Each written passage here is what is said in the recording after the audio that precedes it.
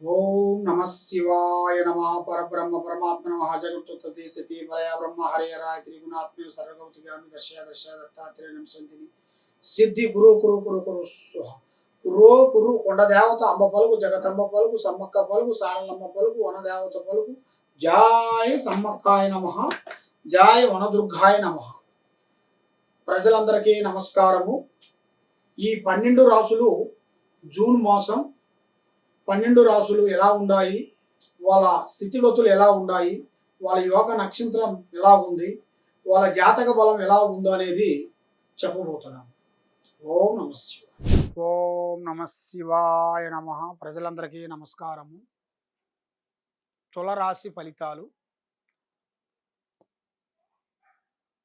చిత్తా నక్షత్రము 3, 4 పాదములనగా, స్వాతి నక్షత్రము 1, 2, 3, 4 పాదములనగా, విశాఖ నక్షత్రము 1, 2, 3 పాదములనగా కలిస్తేనే తులరాశి ఫలితాలు.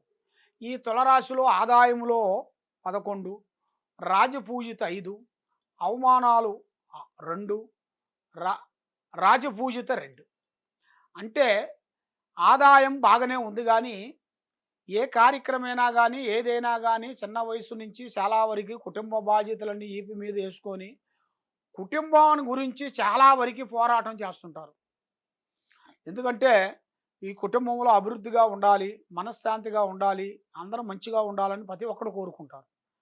కాబట్టి ఆ మంచిగా ఉండే టయాలలో కొన్ని చెడు గ్రహాలు కొన్ని కాలు పెడుతుంటాయి. ఆ చెడు గ్రహాలు అంటే రావుకేతువులు. ఆ రావుకేతువుల వలన గత 7 నాటి శని వలన ఎన్నో బాధలు పడి ఇప్పుడు సిల్వర్ స్టేజీకి వచ్చేసారు, అంటే లాస్ట్కి. ఇక ఇప్పుడు వీళ్ళకి ఈ తులరాశి వాళ్ళకి పెద్దవాళ్ళు చెప్తారు కదా, నక్కతోక తొక్కి వచ్చారా అంటారు.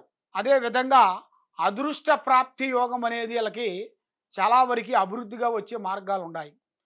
వీళ్ళు ఏ పని పెట్టుకున్నా, ఏ కార్యక్రమం పెట్టుకున్నా అవలీలగా ముందుకు వచ్చే మార్గాలు ఉన్నాయి. కాబట్టి ఏ బిజినెస్ చేసినా, ఏ వ్యాపారం చేసినా కూడా వీళ్ళకి మంచి జయప్రదం ఉంది. కానీ విద్యారంగంలో కొంచెం జ్ఞాపక శక్తి కొంచెం బలంగా లేదు. దానివల్ల కొంచెం శ్రద్ధగా తీసుకోవాలి. దాన్ని శ్రద్ధగా తీసుకున్నట్టుగైతే చాలా వరకు అభివృద్ధిగా పొందే మార్గాలు కూడా మీకు కనబడుతున్నాయి. మరి ఈ నెలలో మీకు పెళ్ళిళ్ళు కానీ, సంతానంలో కానీ మంచి విజయం అనేది రాబోతుంది. దాంట్లో ఎలాంటి ఇబ్బందులు, ఎలాంటి యోగం అనేది లేదు. ఏ బిగినింగ్ చేసినా, చేసినా జయప్రదం ఉంది. మరి కోర్టు సమస్యలు, ఆస్తి గొడవలు, అన్నదమ్ముల మధ్యలో సికాకులు, అన్నదమ్ముల మధ్యలో ఆస్తిపాస్తులు, పెద్దవాళ్ళ నుంచి, తాతల ముత్తాతల నుంచి కొన్ని ఆస్తులు కానీ, అది మీకు ఈ నెలలో కొంత క్లీన్ అయ్యే మార్గాలు కొన్ని కనబడుతున్నాయి. అంటే మంచిగా అద్భుతమైన విజయాల్ని పొందబోతున్నారు. మరి ఉద్యోగ విశేషాలలో కొన్ని మార్పులు, కొన్ని చేంజెస్, ఎన్నో రోజుల నుంచి రావాల్సిన ప్రమోషన్ కూడా కొంచెం రాకోకుండా ఉండటం, ఇలాంటి కొంత మానసికమైన ఇబ్బందులతో కొంచెం బాధపడుతున్నారు మీరు.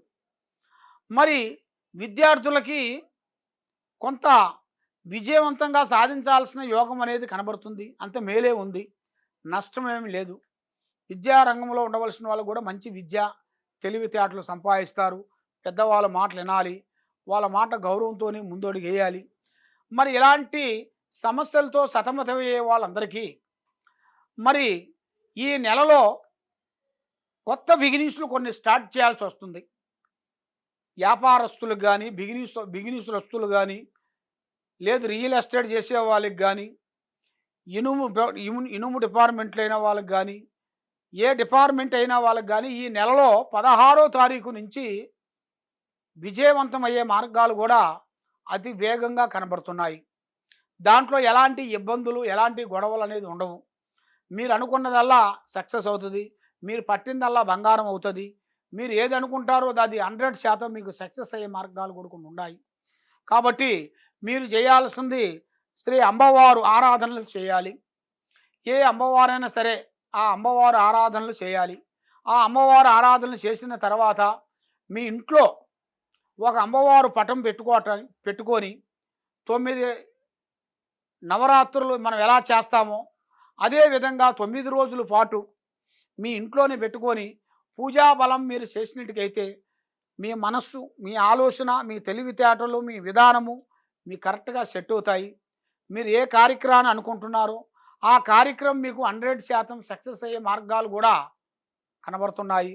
కానీ మరి మీరు ఎక్కడెక్కడో పోయి నిరాశ చెంది ఇబ్బంది పడి ఉన్నారు కాబట్టి తప్పకుండా ఈ కింద ఉండాల్సిన నెంబర్‌కి సంప్రదించినట్టుకైతే మీ పేరులో ఏముంది, మీ జాతక యోగంలో ఏముంది అనేది చూసి చెప్పగలుగుతాం.